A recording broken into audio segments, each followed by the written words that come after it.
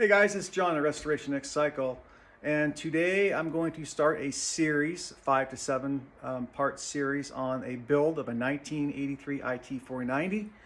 And so bear with me as I learn to operate this new iPhone holder and remote. So we're going to go ahead and get started. So as all of you know, we always start with a powder coated frame. Now this powder coated frame came back from powder coat, and it's just not cut and dry. You need to do a few little things to the frame after you get it back. So the first thing that I do when I get this thing back is that I chase all the holes with a 6mm tap or an 8mm tap, depending on the size of the hole. So one other very important thing that you need to do when you get it back from powder coat or paint is to take off the paint and powder coat on your coil mounts. This has to be bare metal. This is a ground, so you need to do that. And then as well, the bearing races on the upper and lower neck of the frame, you got to clean out your powder coat. Those races have got to be clear of any debris, paint, powder coat, whatnot, because your bearings have to run smooth on that.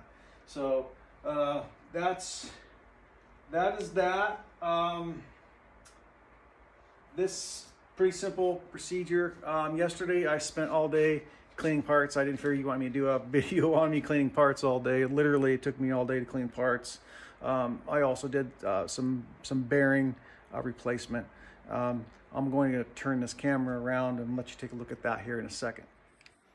All right, so yesterday, like I said, I cleaned parts, and so you have all the axles and some hardware, your coil, CDI, a lot of the rubber parts. Most of these rubber parts are discontinued, so you try to do what you can to save those.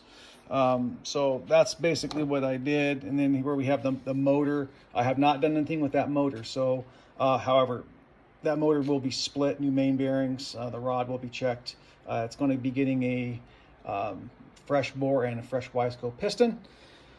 And so one other little tip that I'd like to show you is that when you are cleaning off the powder coat on your coil surfaces or cleaning out the powder coat of your bearing races on your neck of your frame, here is the tool that I use. It's a little sanding disc, and obviously you're trying to take out powder coat. You don't want to remove the metal, so don't go crazy when you're with that sanding disc, because it will remove material quickly. So all right, so we're gonna go jump over here. Obviously there's the frame. Here are the XL rims, silver. The customer wants his bike as original as possible, so we're going to do the silver XLs on this. And of course that's the new Clark tank and seat cover. And here's all the parts that I spent yesterday cleaning. That shock has been rebuilt, as every shock that comes on one of my bikes is always rebuilt. And here's all the smalls, the powder coat parts, bar pad, tool bag. It's all that good stuff. And of course, here's all the plastic, fork boots, air filter, levers, grips.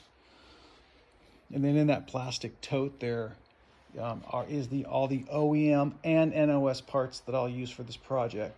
So that's that. Seat, we'll put a new seat cover on it. That swing arm, I've already installed the bearings. So it's pretty self-explanatory on the bearings. You've got to make sure that little tool that I showed you, that when you put those bearings in, because the powder coat does get inside there, you've got to clean off the powder coat inside the tube there, or else the bearings will not fit in. Or if they do fit in, when you put your collar inside the bearing, it would have compressed the bearing inside, and then the collar will not turn on the bearing. So you've got to make sure that you clean out the powder coat in there. And of course, don't forget your roller. On how many times I've installed a swing arm and then forgot the roller. So that is that. We're going to go ahead and get started.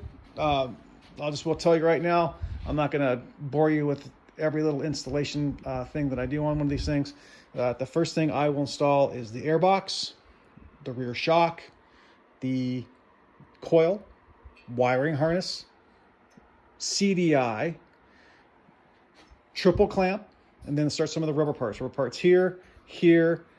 I like to install everything I have for the frame today. I'll have a roller today, even though I know tomorrow I'm going to install the motor. If I have to go back and take out some bolts or whatever to put the motor in, I would rather do that because it allows me to know if I have everything that I need for the bike. Because if I am missing something, then I can go back and start looking for that part today versus tomorrow. So that's what I do, and this is the first part of the series. Stay tuned, and we'll do, once I get a few things installed, we'll go over what I installed and go from there. Thanks for watching the video. Please like and share, and we will catch you on the next video.